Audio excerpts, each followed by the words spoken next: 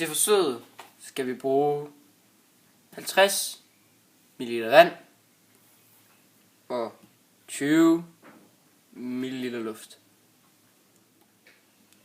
Vi ved, at på jorden, hvis du puster luft i vand med en sprøjte, vil luften bare sive ud af vandet og op i universet. I rummet kan du lave de her vandbobler, fordi der ikke er noget tyngdekraft, så vandet svæver rundt i nogle bobler. Det sjove vil så være, hvis du så kunne sprøjte luft ind i vores vandboble, og se, hvordan luften opfører sig inde i vandet. Vores forskellige løsninger, vi tror, der godt kan komme til at ske, kunne være løsning 1, at luften gør det, vi håber på, og bliver inde i boblen. Løsning 2, luften vil sive ud af boblen.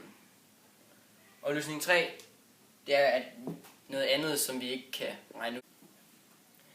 Vi håber, at du, Andreas, vil prøve at forsøge ud i rummet og se, hvad der egentlig sker.